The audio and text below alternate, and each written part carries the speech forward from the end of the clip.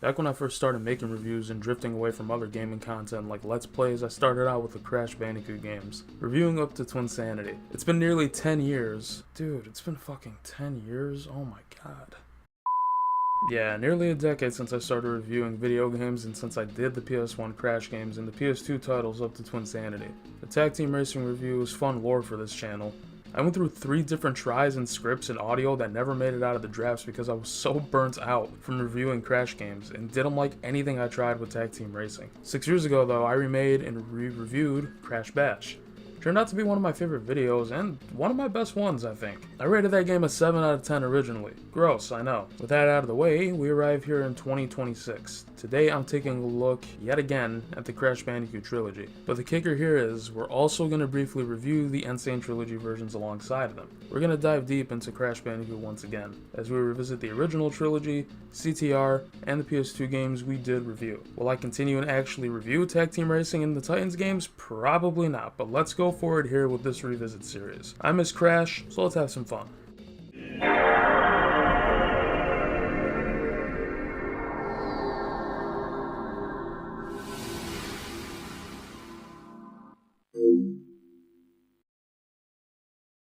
Now, after humble beginnings, we have the original Crash Bandicoot title from 1996, developed by Naughty Dog when they were still cool. It's a simple story, really. Crash escapes Dr. Cortex's experiments to turn him into the leader of his army to take over the world. Clearly that doesn't work, because Crash is dumb. After he escapes, he dives out the window, falls to Insanity Beach, and embarks on the journey to rescue his girlfriend that gets shot off camera after the first game is wrapped up, and doesn't get brought back up in a game that isn't framed photos of her until 2006, with Crash Boom Bang.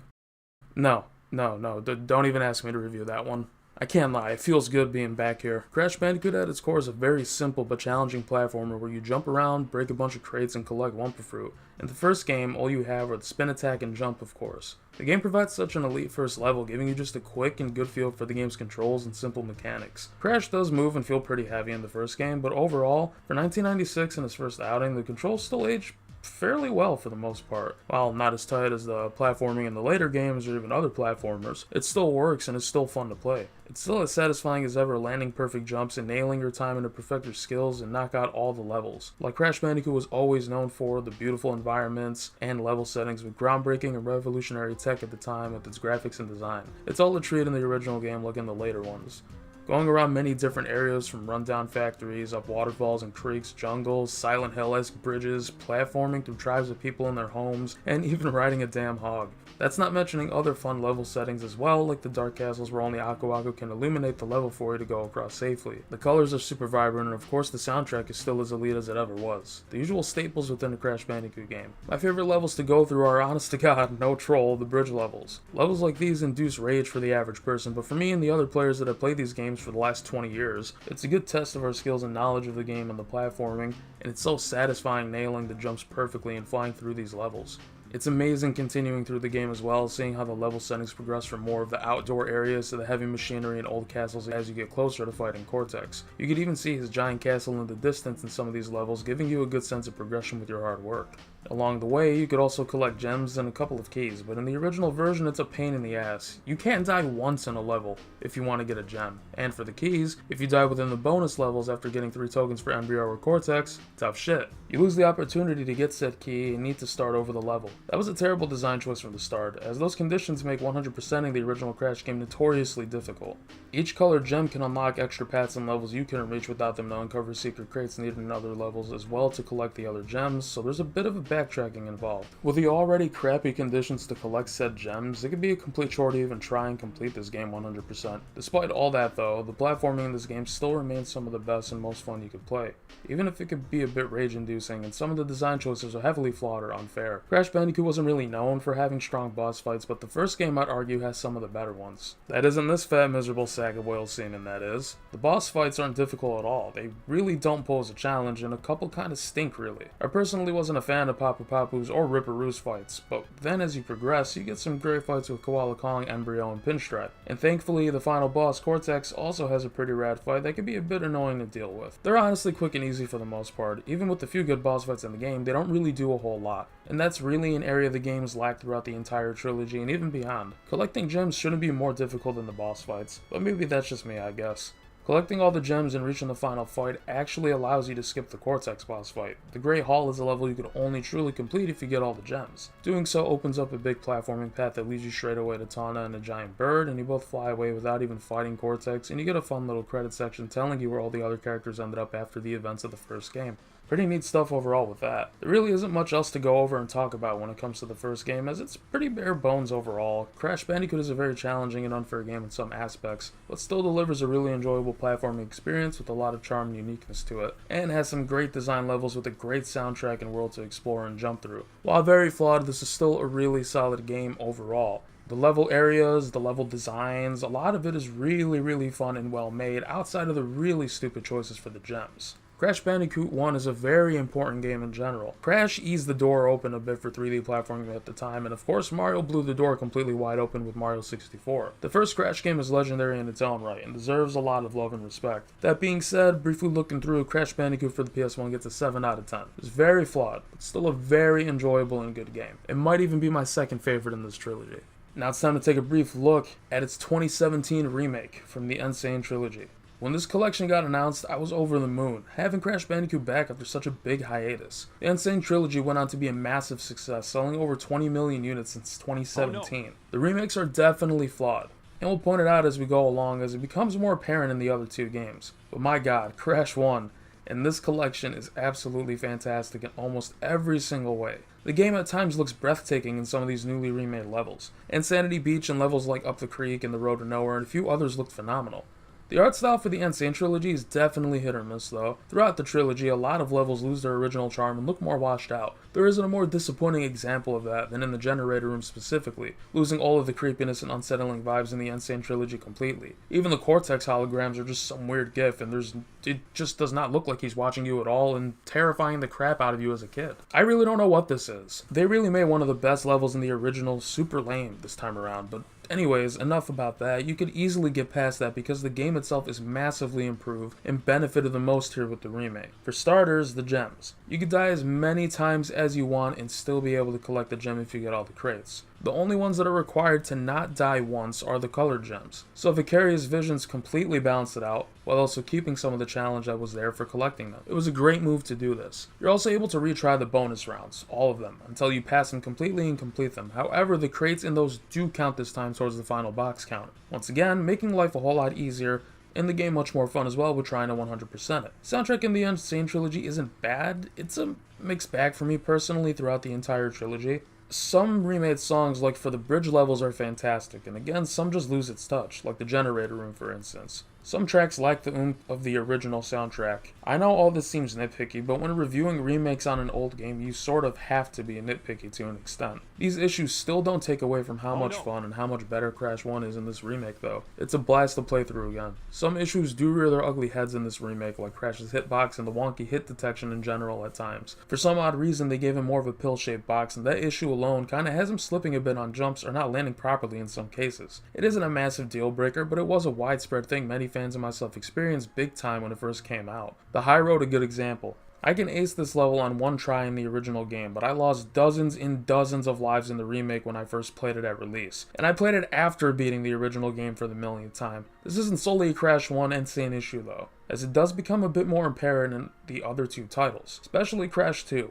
Still though, even with all that, the game looks beautiful in many areas, the controls overall are a lot smoother. 100% of the game is fun as hell now. Other minor things got ironed out, and even the fun additions Vicarious Visions added make it even more fun. From small things like adding a couple more health bars for Papu Papu, to implementing time trials into the game. No. I thought time trials would be an awful idea for Crash 1, but it was actually brilliant. Adding more replay value, of course, but also putting your skills and mastery of these levels to the ultimate test. Another fun and balanced challenge, really. They even brought in cut content like Stormy Ascent, officially released for the first time. It's such a solid remake despite its flaws. And N.Sane turns the original PS1 game from a solid platformer to a great platformer.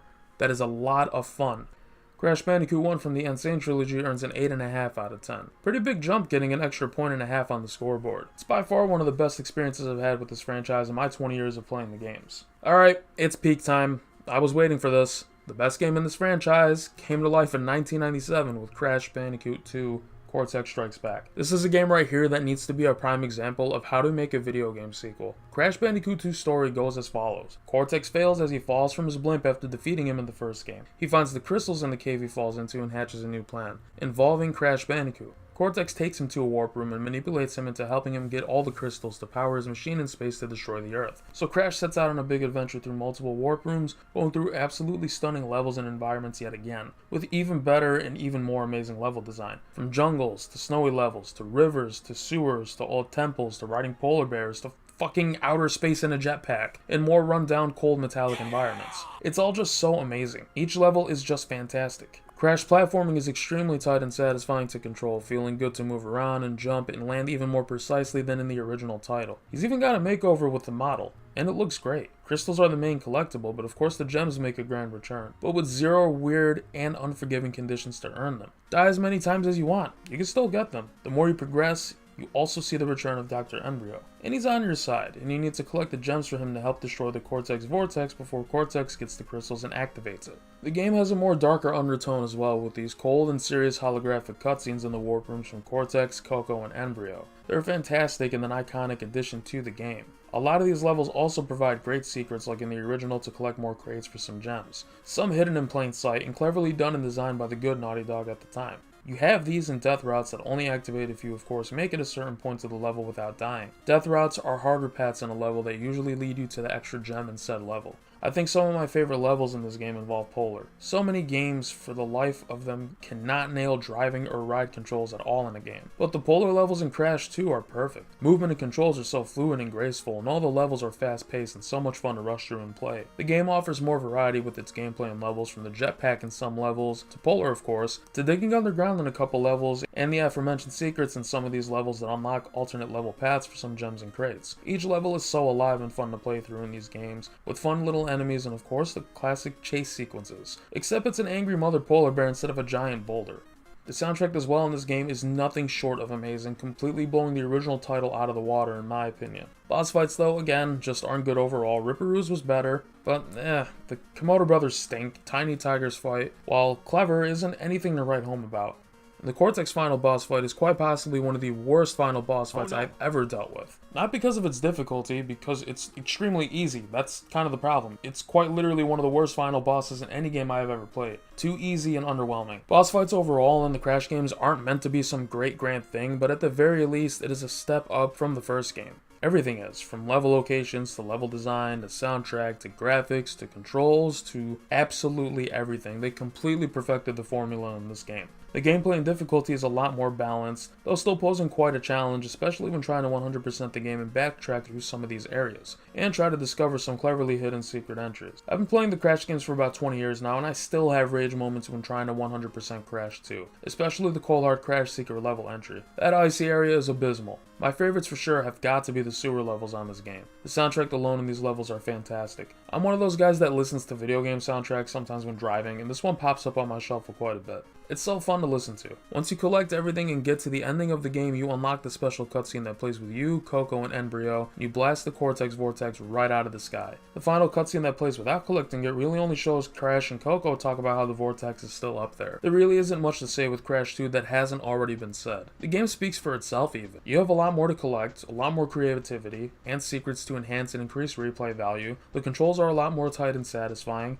Collecting is easier, and the level design and level variety is top notch and has more than Crash 1. The boss fights get a slight boost, the soundtrack is elite, it's an improvement in every single aspect and really perfects the formula. It's one of the best video game sequels out there, period. And in my opinion is the best Crash Bandicoot game. No question about it. I'm willing to look past some of the annoyances when it comes to 100%ing the game, and even some faulty and weird controls with the jetpack levels, and other minor gripes with the boss fights, and the annoying backtracking in some areas. This is still an incredible game, one of the best 3D platformers out there. Crash Bandicoot 2 gets a 9 out of 10. A near perfect game with minor flaws, but it's still one of the best platformers of that time.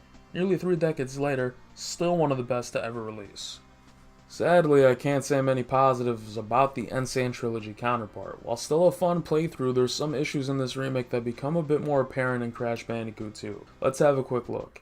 Crash Bandicoot 2 in the N.Sane Trilogy isn't awful necessarily, it's still a good game, and a good recreation of the original. But I feel that the issues that are present within the first game rears its head a bit more in the second game for the N.Sane counterpart. And those are the weird hit detections and controls. While you don't see much of it in Crash 1 because there really isn't anything different or added to the gameplay there, you'll notice the controls in the second game and onward. Polar himself doesn't feel as tight or as smooth as he does in the original game. Not terrible, but definitely doesn't feel as good, and good god, do not get me started on the ice physics in this game. They legitimately might be the worst ice physics I have ever witnessed in any video game, making certain parts in the game unnecessarily difficult. Mainly Cold Hard Crash's secret route. The wonky hit detection becomes more apparent in the later levels in the final warp room as well. But my god, the stupid robotic octopus looking things are absolutely annoying to deal with. Your timing has to be perfect to a T with them, and there are some cases where you do everything right but still get hit because of the strange hit detection. N.Sane's art style, even in the first game, is also 50-50. Some levels really losing the charm and quality because of the art direction. Crash 2 definitely falls in that trap, as some levels are so washed out and boring to look at and really kills the mood in some areas, while others look really good, like the sewer levels and the jetboard levels.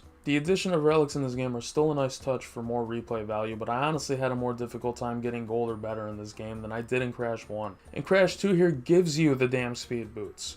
Even so, the platforming is still fun. It's still solid, the game still plays very well outside of those issues, but it's a damn shame you have some things that drag it down and just doesn't make it on par as the original. And it doesn't really improve on what was already made great in the PS1 version. Still have your fun and excellent platforming, and it's still a good remake and a good game. There are things to like and enjoy from the upgraded cutscenes, animations, and the platforming itself for the most part, but it simply just falls short and either broke things that were not broken to begin with, or just failed in improving and tweaking things that wasn't exactly the greatest in the original. Sorry to say, but we experienced a bit of a drop off in the scoring. The PS1 version was a 9 out of 10 game for me, but the N.Sane version of Crash Bandicoot 2 sits at an 8 out of 10 for me. I still leave it with a good score because, again, the remake and game itself is still good, just flawed. It's still very fun to go through these levels. It's still a blast to play Crash Bandicoot 2 even in the N.Sane Trilogy. The issues within it do not completely hold it back from being good, it just does not make the experience as good as it did on the PS1. It's not enough to truly make me dislike it, because again, even replaying this remake again the last couple months, I still enjoyed my playthrough until I had to 100% it.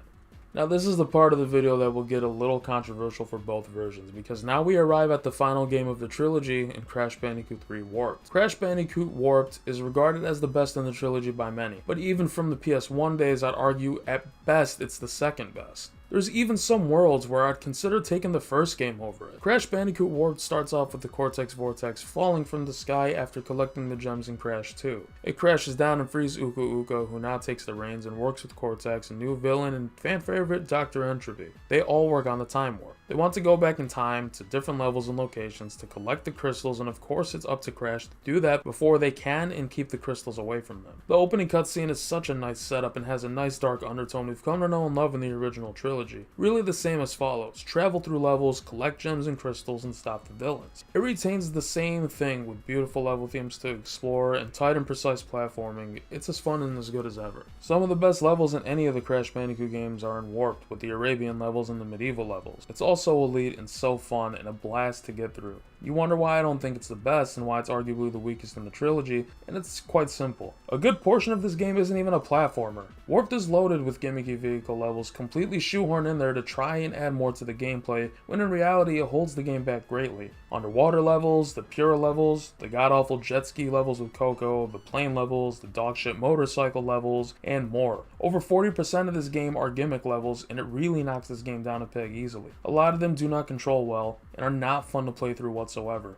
A lot of them are boring, tedious, and like I just mentioned, control poorly. You're left begging almost every time to just go back to the platforming sections as you play through them. Crash Warped, in my opinion, has the better story, and has the better boss fights of the trilogy. It does some things better than Crash 2, but when you get down to it all, it takes a step backwards from what made Crash 2 so great. It really just felt like Naughty Dog was wanting to finish this up so they could hurry up and move on. The controls, the music, and the boss fights, the platforming, the level design, all of it is still top notch, but the giant slew of vehicle levels greatly hold this game back. Playing this game to completion as well is even more tedious than Crash 2. Even the secrets that you find aren't as cleverly hidden. Some you need to find by complete accident, like getting taken away by a pterodactyl in one level to access the secret one with Baby T. Some are cleverly hidden, like needing to run over a road sign with an alien on it in one of the motorcycle levels, but even then it just isn't as charming or as fun as Crash 2 whatsoever. Crash 3 also introduces the time relics, but I don't have many gripes with these personally. Having them in the other two games in the N.Sane Trilogy made me appreciate them more, and I'm always down for more replay value and challenges that truly test your skills with the game. The game introduces new power-ups as well, but it's nothing to write home about. Super body slam, super spin, double jump, speed shoes, and the coolest one being the bazooka.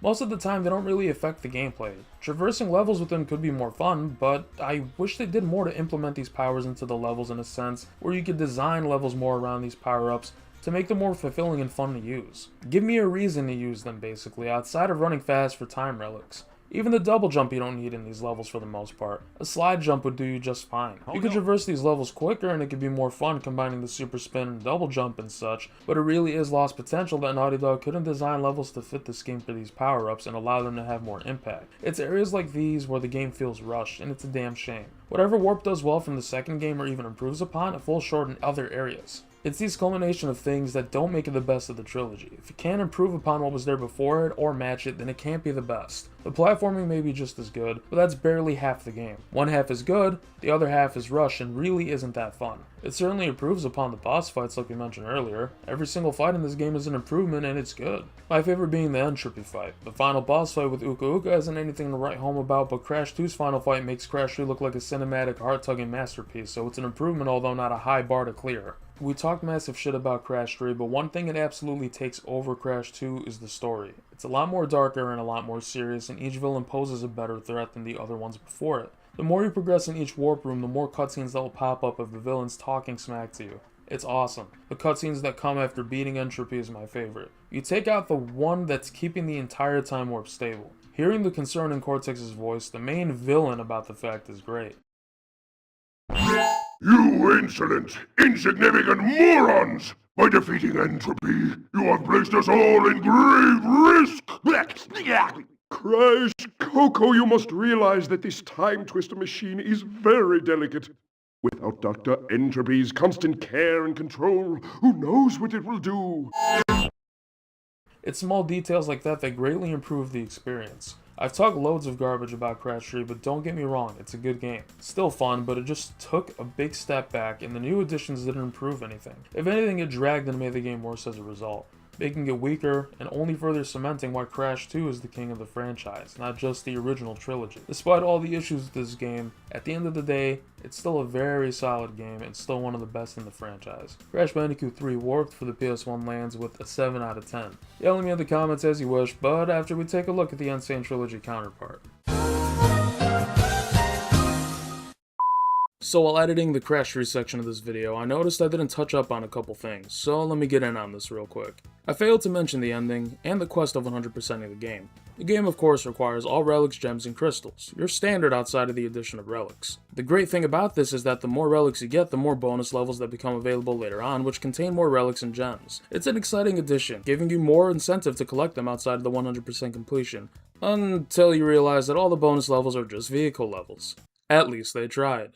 Was it so hard to make more platforming levels for a damn platformer? I know the vehicles are the newest addition, but come on guys, it's not that hard. It's disappointing. The bonus levels in this game aren't really anything to write home about, since it's really just more of the same, with mostly poorly controlled vehicle sections. But I'll give them this, I did thoroughly enjoy Rings of Power. Completing the game 100% and fighting Uka Uka and Cortex again rewards you with the final cutscene of the time warp and them two getting sucked into oblivion, which leads you to the final scene of Baby Cortex and Entropy playing tug of war with Uka Uka, and the credits roll, saving the day entirely yet again. The ending and story of this game in my opinion is still the best of the trilogy, but I failed to brush up on this part, so forgive me for disregarding it initially. Moving on now to Crash Warped from the N.Sane Trilogy. I'll set the tone for this right now by saying that I mostly hate playing Crash 3 in this trilogy remake. Why? Well, for starters, how in the hell does everything control worse than it did in the 90s? Nearly half the goddamn game are vehicle levels, and they somehow someway control worse than it did on the PS1. Pura is ass, the jet skis are absolute dog ass, the motorcycles are more of the same, the planes are the damn same. I would rather drag my balls through 100 miles of broken glass than even smell the analog stick on my controller as it hovers over Rings of Power in this remake. The nightmare scenario and chief concern of Crash 3 for the N.Sane Trilogy came true before release. It is a massive disappointment. Not a complete disaster, but holy crap, it's damn near. The issues with the art direction of this game hits even more in Crash 3, as some levels are extremely washed out and lose their charm, the future levels being one of them, some of the medieval ones and a few other locations as well. It's a mixed bag in this game compared to 1 and 2. The cutscenes as well lose a lot of the dark undertone in this game, and the villains aren't as menacing due to these changes. The game even forgets some of the fan favorite iconic details that were later put in a patch later on in the release. Like Dingodile's iconic line when you defeat him. Even though you could barely hear the damn thing, but it's there now at least, it only took a year. The platforming itself is fine. Zero gripes with it. It's consistent throughout the whole remake outside of some things in the first two. It's still fun, it's still good to play through, but when damn near half the game is worse than it was in the 90s, that's a big issue. It absolutely destroys the game in this trilogy remake, and it sucks because Warped has a lot to love in it outside of that. But this factor alone drags the whole experience down. I'm sure a lot will disagree with me, and that's okay. But replaying the original and the N.Sane Trilogy back to back before writing this video, it's really easy to tell the difference. Warped in the N.Sane Trilogy still has its highlights. The remade cutscenes throughout the whole trilogy are awesome despite the issues I pointed out earlier. The cutscenes in between the levels as you go through the warp room do lose the menacing undertone within them, lacking some of the details the PS1 version had, but they still do the job. Art style, like I mentioned, is a consistent issue in some aspects throughout the whole trilogy, so this isn't exclusive to Warp. The biggest thing here about Warp that makes playing it worth it regardless in this trilogy isn't the still fun and great platforming within the game, but simply the addition of future tense.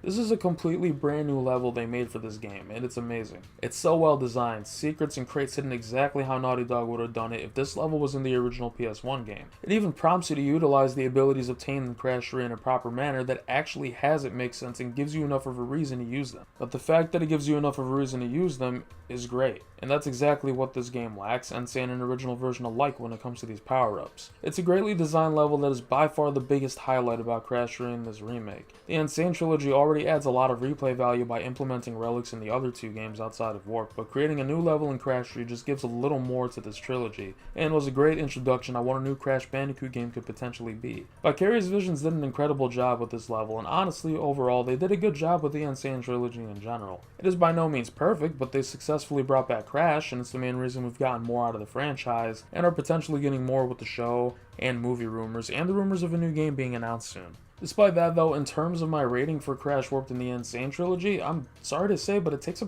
pretty decent drop. I can't in good faith give Warped in the N.Sane Trilogy higher than a 6 out of 10. It's still fine, there's still good within it, but a remake is supposed to be on par or better. Crash 3 did not reach either mark in the N.Sane Trilogy at all.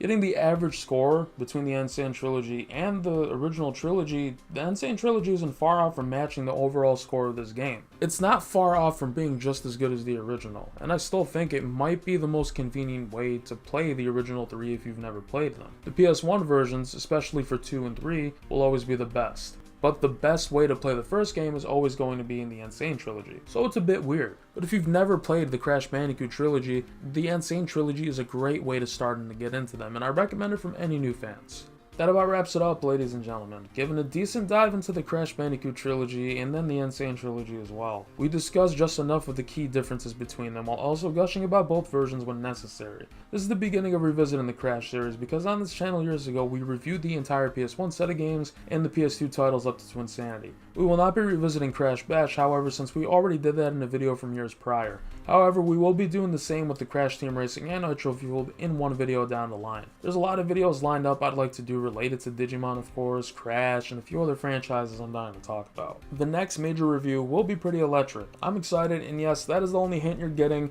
Figure it out from there. I'm not revealing anymore. The CTR revisit will come as well soon. It may come first, but we will see. Stay tuned, and I promise you, this next one will not take 6 or 7 months. Anyways, what do you think of my thoughts and opinions? Did you like the N.Sane Trilogy? What was your favorite of the trilogy? Please drop a comment and let's discuss beyond the video. As always, I am down to have a conversation with you all about Crash. Be sure to like and subscribe. Stay tuned for more content from this channel. Jaybills Games signing off, and I'll see you guys in the next video. Thanks for watching, and we'll see you soon.